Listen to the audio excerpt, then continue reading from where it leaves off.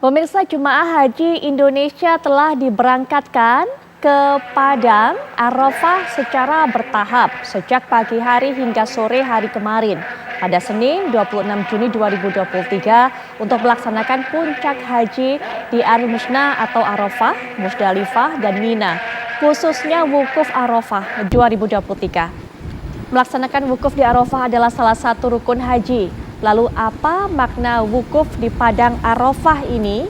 Bagaimana kemudian juga dengan kesan seseorang yang sudah pernah melaksanakan ibadah haji, terutama bagi orang-orang yang menabung puluhan tahun untuk bisa melaksanakan ibadah haji.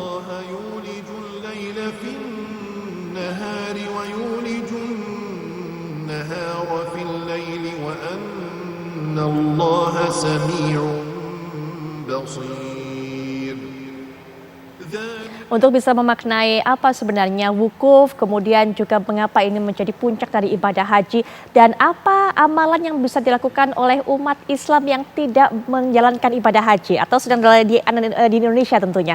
Nanti kita akan dengarkan keterangan dari Prof. Asrorun Niam masih, tapi saya juga punya dua tamu spesial lainnya. Ini yang saya sudah sebut tadi, sosok-sosok saudara-saudara muslim kita yang begitu inspiratif, yang begitu besar upayanya untuk bisa berangkat menjalankan ibadah haji, menabung dan juga melakukan berbagai cara. Sudah hadir di samping saya itu Pak Samsuri. Beliau ini merupakan seorang tukang jahit keliling dan beliau melaksanakan ibadah haji pada tahun 2018.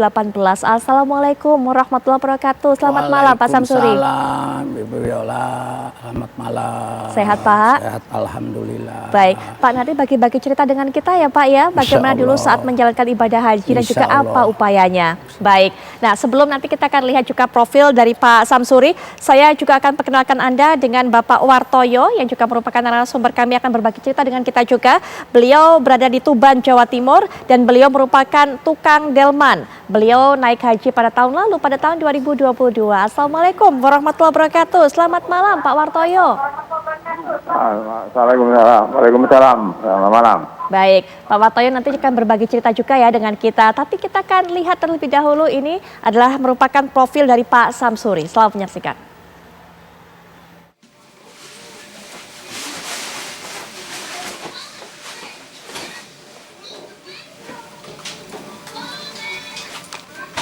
Karena iman dan takwa kepada Allah Subhanahu wa Ta'ala dan bertekad untuk menunaikan rukun Islam kelima ke tanah suci, seorang tukang jahit permak jeans di pinggir jalan Kota Bogor, Jawa Barat rela menyisihkan penghasilannya dari upah menjahit untuk ditabungkan sejak tahun 2002 lalu.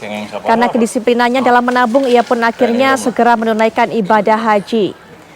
Beliau adalah Pak Samsuri, berusia 60 tahun dan merupakan sosok pria yang selama hidupnya dicurahkan untuk pekerjaannya, yaitu sebagai tukang jahit khusus melakukan permak atau mengubah ukuran celana maupun baju dari ukuran yang terlalu besar menjadi sesuai dengan permintaan para pelanggan. Ia hanya menerima pelanggan yang akan merombak ukuran celana panjang atau baju saja. Pekerjaan ini sudah digeluti sejak tahun 2002 lalu, alhasil 17 tahun beliau menekuni pekerjaan ini.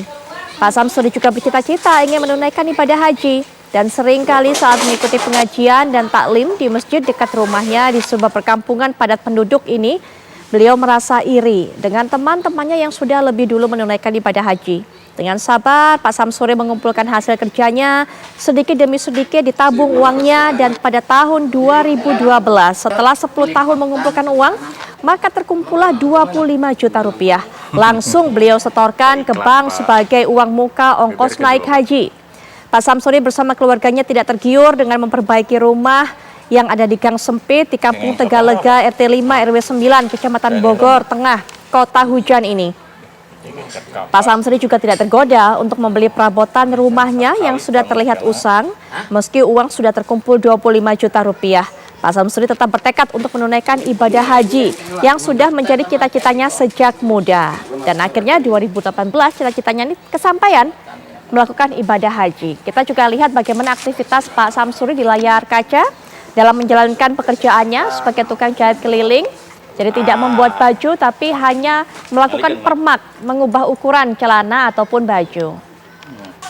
Tadi yang kita saksikan adalah proses persiapan Pak Samsuri pada saat melaksanakan ibadah haji pada tahun 2018 lalu. Pak Samsuri sudah bersama kita, sudah saya perkenalkan tadi. Pak Samsuri, menabungnya dari 2002. Iya benar. Pak, gimana Pak upayanya menabung ini Pak?